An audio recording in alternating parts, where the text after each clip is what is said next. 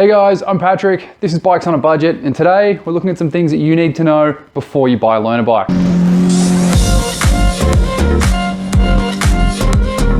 So if you're watching this video, there's a fair chance that it's a pretty exciting time in your life. Either you've just done your learners or you're just about to, or maybe you're looking at changing the style of riding you do or moving up to a bigger bike. Whatever it is, there's a few things you need to know to stay away from a lot of common mistakes that can cost you a lot of time, money, and even be dangerous. Now the first thing you need to figure out is what kind of riding do you want to do? And an easy mistake here is to swap that question out for an easier one. What kind of bikes do I like? Or maybe you've seen an R1 or you've seen an 1198 and you really like them, you like the look of them, the way they sound, so you think, oh, I must like sports riding. But if all you want to do is just cruise through the hills, you got no intention of getting your knee down at a racetrack, you don't necessarily need that bike. There are plenty of other bikes that'll do what you want to do with them. And if you're planning to use that bike to go to and from work, then an R1 is a terrible choice. Okay, and I'll get into why later. Are there any secondary purposes? If it's going to be primarily a to and from work job, but occasionally on the weekends you're going to take it up through the hills, then you need a bike that's going to do both of those things. If you're only ever going to go to and from work, but you're in a city, you probably want something that's smaller that can fit through traffic. And that leads into the second thing you need to figure out. What other capabilities does it need to have? If you need to put a lot of luggage on there, then you're gonna steer away from your pedigree sports bikes. If you wanna have a phone or a GPS mounted, you can do it on these with some of the systems out there now, but you're sort of limited and generally to the more expensive product, and they're a bit iffy on how they work. If you get something with proper handlebars on it, then there's a lot more systems that'll actually clamp onto that as opposed to this. If you need to put a passenger on there, okay, especially if it's a passenger that doesn't ride a lot or isn't very comfortable on bikes, something like this, it's very high, it's very unstable, and because they've got that high center of gravity, if they start leaning the wrong way or freaking out, that can affect the way the bike handles, you're more likely to crash. Whereas on something lower and heavier, like a cruiser, they're more stable, they feel safer because they're not so far up in the air, and if they lean the wrong way, it affects the bike a lot less. The other thing you want to look at here is the availability of parts, both OEM parts and aftermarket parts. If you're looking at something like a Hyosung, those things were a great learner bike in their day, but as far as I'm aware, they don't operate in Australia anymore, so getting parts for them could be pretty difficult. There also weren't a hell of a lot of aftermarket parts made for those bikes because they were a cheap bike. Manufacturers don't expect someone to buy a $3 or $4 grand bike and then go and put a $2 grand exhaust tip on it or a $500 set of rear sets. So you're not going to find many good high-end parts for those cheaper bikes. You're also going to find that older bikes you might struggle because they've stopped making compatible parts for them. You're only really going to find them if they're either a really popular bike or if they're compatible with more recent models. The other thing you need to look at is if you drop your bike, you snap off a handlebar, a mirror, a foot peg, you crush your fairings, how hard is it going to be for you to get a new one or replacement part for those things? Something else I want to point out here is if you're looking at cruisers and you're considering some of the Japanese makes, while they do make very good bikes, especially for your learners, what you might find when you start looking at aftermarket parts, especially if you're trying to upgrade or modify rather than just replace the OEM, is that you can be quite restricted in what's available on the market.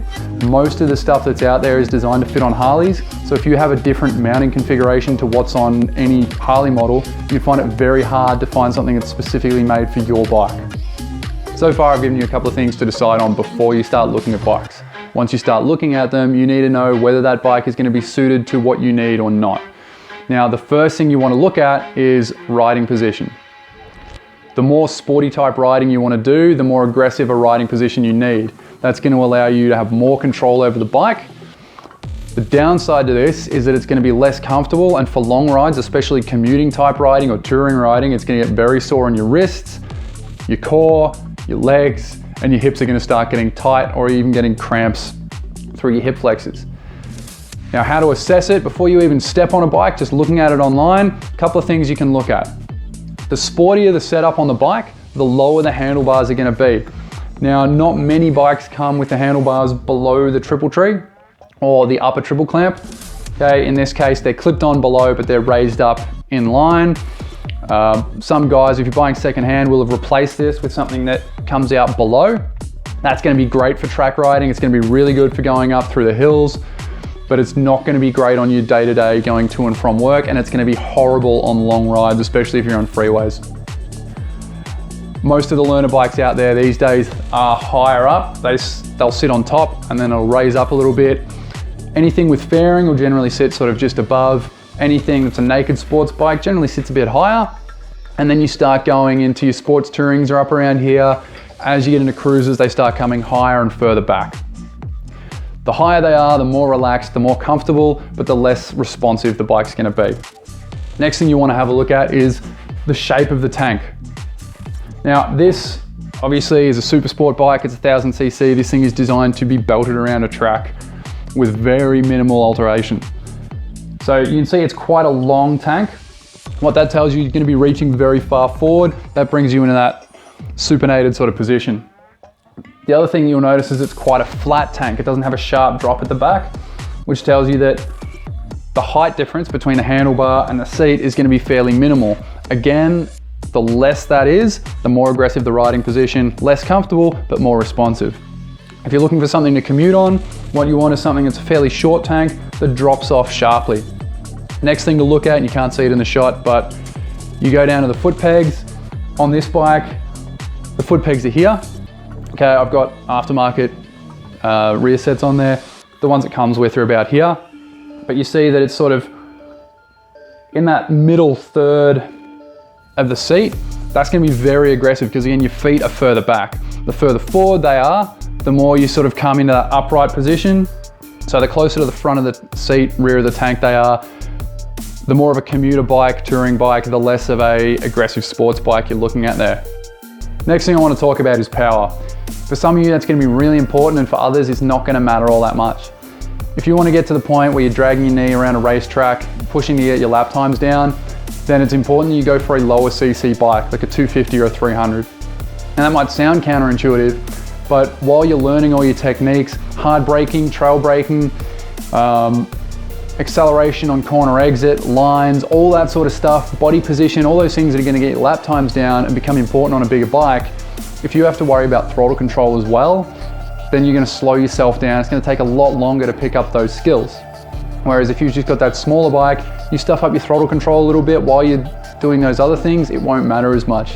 When you get to the point where you're at full throttle in the mid corner, then you can look at getting a bigger bike because that's when you're starting to use all the power that smaller bike has. One thing that I will say for a bike with more power is it does allow you to get out of the way a little bit easier. I've been rear-ended on a 250 and couldn't get out of the way, but that's one of the very few advantages that are really going to be there for someone who's learning to ride. Now the next thing you want to do before you even look at your budget is figure out the categories of bike that are going to suit you. Don't even look at individual models yet, just figure out how many different styles of bike are going to suit what you need them to do. Once you've figured that out, look at models across all of them. You may end up finding something you never even considered that is perfect for what you need. So the last thing I want to point out is that I haven't talked about budget yet, and there's a reason for that. You shouldn't be looking at budget until you know what you need a bike to do. If you set a budget and then try to figure out what is going to fit within that, what you're probably going to end up doing is buying a newer model of a bike that's not going to do what you want it to do, instead of buying an older bike that will do everything you want it to. Sure, it won't look as nice, and the upkeep might be a little bit more, but at least it'll do what you want and you'll be able to enjoy riding it. If you don't enjoy riding it, you're going to ride less often, and eventually you're probably going to end up selling the bike and losing a fair bit of money in the process. The last thing I want to say to you guys is don't think that only your first bike and only Lamb's bikes are learner bikes. Your first 600, your first 1000, those bikes are going to be learner bikes as well because they behave completely differently. You're going to have to learn a whole bunch of new skills. All your bikes are going to be learner bikes until you get to the point where you're buying a bike that doesn't require any new skill sets. So while you're buying your learner bikes, use what we've gone through in this video, and you can use that pretty much buying any bike until you get to the point where you already know exactly what you want and you're only changing your bike because you want that specific type. Keep applying these principles and they should help you avoid some very costly and possibly dangerous mistakes. Thanks for watching. If you like what you saw, click the like and subscribe below. If you look at the description, you'll see there's a link to a Google Doc. It's got a checklist on things to look for when you're buying a new bike and things to look for when you buy a secondhand bike, some questions to ask. I'll do a video on that in the coming weeks. I'm also going to do some videos on comparing the different Lambs bikes out there, mainly the sports bikes, but comparing full fairing to naked bikes, comparing the different 650s to each other, 650s versus 250s, those sorts of things. Anything you guys want to see me talk about, please put it in the comments below. And as always, ride safe, ride often, and I'll see you soon with new videos.